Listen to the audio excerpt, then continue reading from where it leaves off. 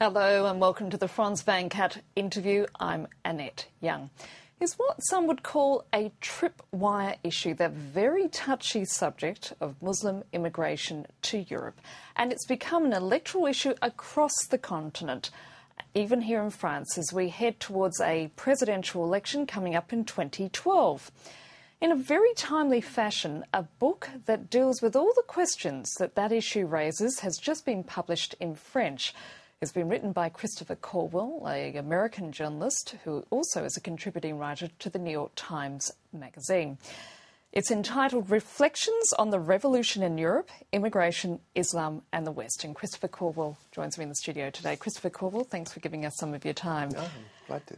Let me start by asking you, this book of yours, which it was written at a time when there are many right-wing politicians in power across Europe. Did you have any qualms about writing it? Did you worry about sort of people using what your arguments as a reason to fuel or incite hatred or racism? No. And in fact, you know, there are already books of that sort. I found when I first started writing about this issue in the late 1990s, I wrote about it as a sort of an American-type immigration story. I was just looking at how well these processes were working, you know, following articles I'd done on immigration issues in the U.S. After September 11th, it became a very different story, and passions really got involved in it. And what you had at the time was a lot of politically correct books, if you don't mind my using that expression, and a lot of really fiery, incendiary books, which were not paid much attention to. What I tried to do was write a very direct, non-polemical book that laid bare every aspect of the immigration problem, from, you know, just spoke frankly about things like crime rates, unemployment rates, how big a role religion played in immigrant communities, and try and open up the debate, which I found was very, very blocked up by political correctness. Now, since the book was published in English in 2009, we've had the Arab uprising. Mm-hmm. How much impact, in fact, has it had any impact at all on the Muslim diasporas living in Europe, do you think? Not directly, but I think that there's probably some pride in identifying with this. There is a wind of change, if you will, blowing across the Muslim world, and it would be very surprising if Muslim communities in Europe, who after all watch the news from their ancestral lands with a good deal of attention, it would be very surprising if they did not draw some inspiration from that. Your book, however, doesn't really strike a particularly optimistic tone, does it? I mean, you stress at the end that European society being insecure and malleable and coming up against a culture such as Islam, which is seen as being anchored, confident and strengthened by common doctrines, that the former will change in order to suit the latter. That's right. I think as a general rule, historically, immigration helps strong cultures very much, but tends to submerge weak cultures. An example of a country that is made strong by immigration would have been the United States in the late 19th century, or Australia in the 20th. An example of a country that's made weak by immigration would be New Spain, that is Mexico, by the immigration of United States people into Texas. What happened was they wound up losing Texas. So this varies. But I don't think I'm as pessimistic as you let on. I don't rule out that that Europe will find some solutions to this.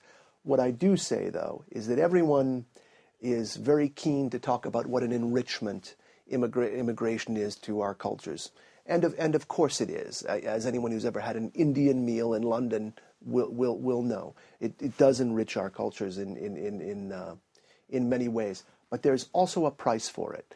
And that price gets paid in economically. It gets paid in terms of an erosion of a culture that people had been used to. And it gets paid in the form of rights, because you have to give up doing certain things you used to do to accommodate a different culture. So, and now Europe is beginning to pay the price. And as Europeans begin to pay the price, a lot of European people begin to say that they were not consulted about immigration. Do you think you see your book as a wake-up call for the European intellectual elite? Wow, that would be, I hope it is that, among other things, What I tried to do was discuss, frankly, every aspect of the immigration problem in a way that would be listened to. But you were accused of stoking Islamophobia. And one of the big problems is that the groupthink of European intellectual elites. There's an absolute inability to just have an honest discussion about, for example, how much low-income housing costs in Holland, or how high the rates of crime are in particular suburbs in France, or how religious are French immigrants.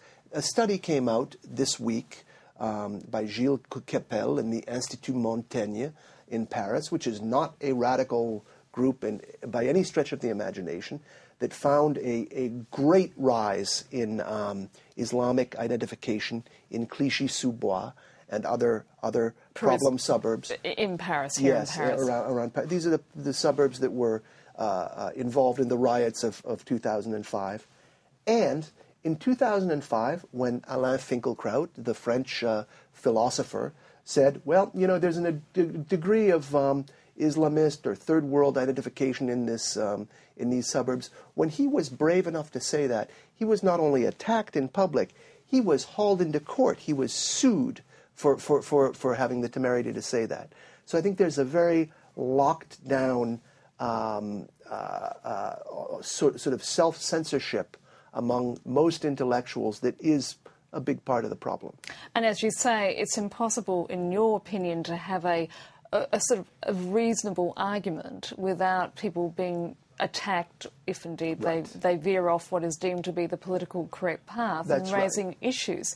Do you think that's something that can be overcome, though? It has to be overcome. And these things tend to be overcome when a crisis gets too big.